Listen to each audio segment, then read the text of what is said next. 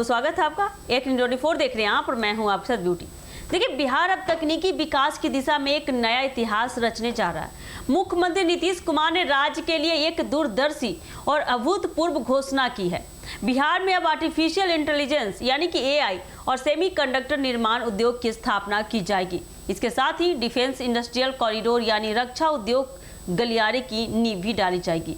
यह घोषणा न केवल राज्य के औद्योगिक नक्शे को बदल देगी बल्कि बिहार को भारत की टेक्नोलॉजी क्रांति का नया केंद्र भी बनाएगी। नीतीश कुमार ने कहा कि अब बिहार केवल पारंपरिक उद्योगों पर निर्भर नहीं रहेगा बल्कि वह उन क्षेत्रों में कदम रखेगा जहां भविष्य छिपा है। आर्टिफिशियल इंटेलिजेंस, मशीन लर्निंग और हाईटेक मैन्युफैक्चरिंग। उन्होंने बताया कि सरकार ने एक विस्तृत ब्लूप्रिंट तैयार किया है जिसके तहत राज्य को अगले 5 वर्षों में भारत का एआई और इनोवेशन हब बनाने का लक्ष्य रखा गया है। मुख्यमंत्री ने स्पष्ट किया कि इसके लिए बिहार सरकार ने एक नई योजना शुरू की है जिसका नाम है make in Bihar technology innovation mission.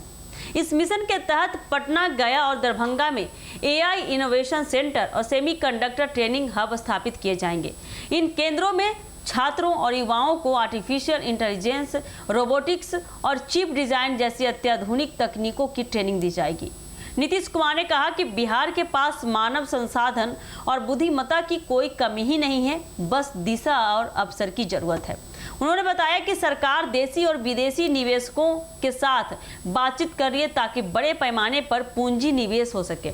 इसके लिए विशेष आर्थिक क्षेत्र की भी स्थापना होगी जहां सेमीकंडक्टर निर्माण इकाइयों और एआई कंपनियों को टैक्स और भूमि में रियायतें दी जाएगी। मुख्यमंत्री ने यह भी घोषणा की कि बिहार में डिफेंस इंडस्ट्रियल कॉरिडोर की स्थापना की जाएगी जो पूर्वी भारत का पहला बड़ा रक्षा उत्पादन केंद्र होगा।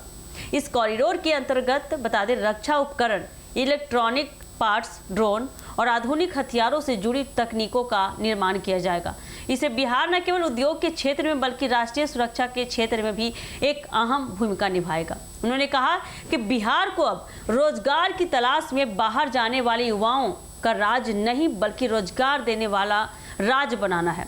यह तभी संभव हो सकता है जब राज्य तकनीक, अनुसंधान और नवाचार के क्षेत्र में आत्मनिर्भर होगा। इस पहल से राज्य में लाखों रोजगार के अवसर उत्पन्न होंगे।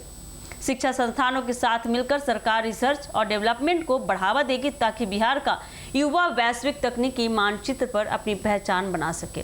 नीतीश कुमार ने कहा, हमारा लक्ष्य है कि आने वाले वर्षों में बिहार केवल एआई या डिफेंस का हिस्सा न बने बल्कि वह पूरे देश को तकनीकी रूप से आत्मनिर्भर बनाने की दिशा में अग्रणी भूमिका निभाए। बिहार की यह पहल न सिर्फ उद्योगों के लिए बल्कि आने वाले पीढ़ियों के भविष्य के लिए भी एक नया मार्ग प्रशस्त करेंगी।